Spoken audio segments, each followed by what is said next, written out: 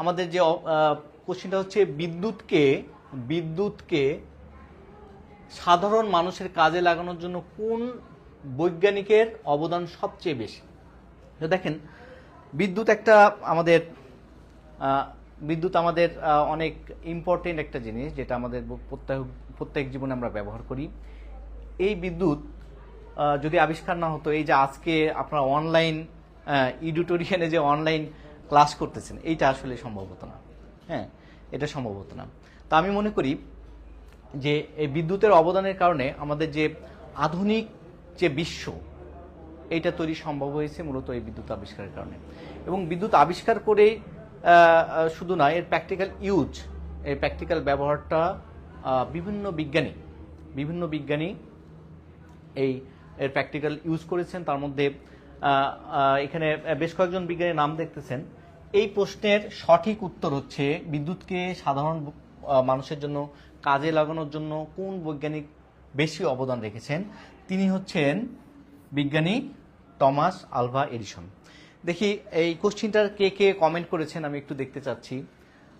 আপনারা একটু রাইট অ্যান্সারটা দিয়ে দেন, তাহলে আমি আপনাদের প্রত্যেকের কমেন্টগুলো একটু পড়ে শোনাবো আর কি। তো 1 নম্বর কোশ্চিনের আপনারা অ্যান্সার দিয়েছিলেন গ বা একে সি। হ্যাঁ, এটা রাইট ছিল। কিন্তু এখন যে কোশ্চিনটা আছে 2 নম্বর কোশ্চিনটা, এই 2 নম্বর কোশ্চিনটার উত্তর কিন্তু টমাস আলভা এডিসন। ইনি মূলত এখানে এই বিদ্যুৎটাকে সাধারণ মানুষের কাজের জন্য বেশি ব্যবহার করেন। তো আমরা দেখি সেই বিজ্ঞানীর চেহারাটা বা কেমন। হ্যাঁ, দেখেন, এই যে দেখেন সেই আমাদের কাঙ্ক্ষিত বিজ্ঞানী। তো টমাস আলভা এডিসনের ব্যাপারে আপনারা জানেন যে টমাস আলভা এডিসন যখন ছোটবেলা ছিল, সে যে অনেক মেধাবী ছিল তা না।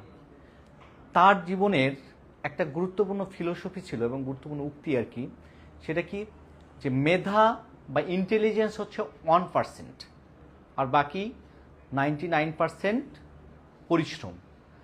তো এত বড় একজন বিজ্ঞানী, এত বড় একজন গুণী বিজ্ঞানী, মহান বিজ্ঞানী, উনি তার জীবনের ফিলোসফিটা হচ্ছে এটা, যে মেধা হচ্ছে 1% আর বাকি 99% হচ্ছে পরিশ্রম।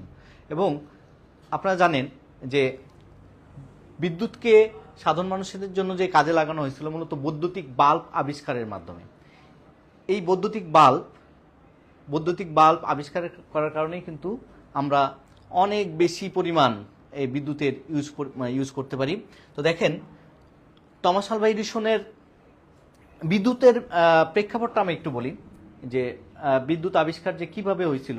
তো প্রথমে আমরা যদি বলি, উইলিয়াম গিলবার্ট, তার একটা অবদান ছিল। বিজ্ঞানী মাইকেল ফ্যারাডে,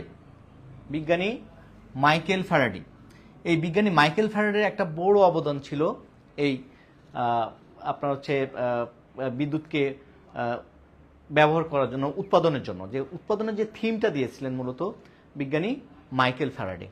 বিশেষ করে জেনারেটর বা হচ্ছে আপনার জেনারেটরের মাধ্যমে যে বিদ্যুৎ উৎপাদন যে বিষয়টা, এবং যে থিমটা নিয়ে এখন বর্তমানে বিভিন্ন পাওয়ার প্ল্যান্টে যে বিদ্যুতের তৈরি হয়, সেই থিমটা কিন্তু বিজ্ঞানী মাইকেল ফ্যারাডে দিয়েছিলেন। ঠিক আছে, মাইকেল ফ্যারাডে। তো দেখেন, আমি এই সাথে সাথে যে এখানে যে অপশনগুলো আছে, এই বিজ্ঞানীদের একটু আবিষ্কার নিয়ে কথাবার্তা বলবো। হ্যাঁ, তার আগে আমি একটু বলি 2 নম্বর কোশ্চিনে কে একটু কমেন্টগুলো পড়ি। যে 2 নম্বর কোশ্চিনের উত্তর সঠিক উত্তর সময়ের লিপিকার 2 এর গ উত্তর দিয়েছেন। তারপর মাহবুবা খাতুন 2 এর সি অর্থাৎ টমাস আলভা এডিসন। তারপর খোরশেদ আলম 2 এর গ উত্তর দিয়েছেন। তারপর এমডি রাসেল, আরিয়ান আক্তার। হ্যাঁ, সবাই রাইট অ্যান্সার দিয়েছেন। আপনাদের কমেন্ট করার জন্য আপনাদের অসংখ্য ধন্যবাদ। তো এই মুহূর্তে যেটা আমরা দেখতেছি ক অপশনে, যদিও এই প্রশ্নের রাইট অ্যান্সার হচ্ছে টমাস আলভা এডিসন। কিন্তু আমরা এই সকল বিজ্ঞানীদের সম্পর্কে একটু জানবো, কারণ এদের সম্পর্কেও তো কোনো কোশ্চেন আসতে পারে পরীক্ষায়। কারণ এগুলো এখন দেখেন, এইখানে বেঞ্জামিন ফ্রাঙ্কলিন, ইনি মূলত যে ধনাত্মক এবং ঋণাত্মক চার্জ, ধনাত্মক এবং ঋণাত্মক যে চার্জ আছে, ঋণাত্মক চার্জ, এই দুটো চার্জের ব্যাপারে প্রথম ধারণা দেন বেঞ্জামিন ফ্রাঙ্কলিন। আর বিজ্ঞানী নিউটনের নাম জানে না, এটা হয় না। দেখা যাচ্ছে যে অনেকেই বিজ্ঞানী নিউটনের নাম জানেন। বিশেষ করে পদার্থবিজ্ঞানে বিজ্ঞানী নিউটনের বিশাল অবদান আছে, এই বিজ্ঞানী নিউটনের পদার্থবিজ্ঞানে। তো এই পদার্থবিজ্ঞানে বিশেষ করে নিউটনের গতিসূত্র, তারপর মহাকর্ষ সূত্র, তারপর আলোর ক্ষেত্রে যদি বলি দেখা যাচ্ছে যে আলোর যে বিচ্ছুরণ, অর্থাৎ প্রিজমের মাধ্যমে আলো যে 7টা রং, আলো যে সাদা আলো বা সূর্যের আলোটা যে 7টা রঙে বিশ্লিষ্ট হয়ে যায়, হ্যাঁ, এইটা কিন্তু বিজ্ঞানী নিউটন আবিষ্কার করেন। ঠিক আছে, বিজ্ঞানী নিউটন আবিষ্কার করেন। তো বিশেষ করে 7টা রং কি কি? বেনি, আসোহ, কোলা।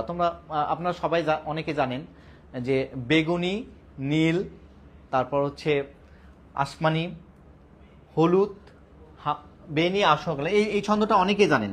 আমি একটু লিখতেছি, দেখেন, বেনি, আ, স, হ, ক, লা। তো এখানে হচ্ছে যে 7টা রং হয় সেটা হচ্ছে বেগুনি, নীল, আসমানি, সবুজ, হলুদ, কমলা, লাল। এই যে 7টা রঙে বিশ্লিষ্ট হয় সাদা রং থেকে সূর্যের আলোটা, সেটা হচ্ছে বিজ্ঞানী নিউটন এটা আবিষ্কার করেন। এভাবে অনেক সাইডে বিজ্ঞানী নিউটনের অবদান আছে। লাস্ট যে অপশনটা আছে ভোল্টা, হ্যাঁ, আলেসান্দ্রো ভোল্টা, এই বিজ্ঞানী মূলত হচ্ছে উনি হচ্ছে যে বৈদ্যুতিক ব্যাটারি আমরা যেটা ব্যবহার করি, বৈদ্যুতিক কোষ বলা হয়, সেই ব্যাটারি আবিষ্কার করেন আলেসান্দ্রো ভোল্টা।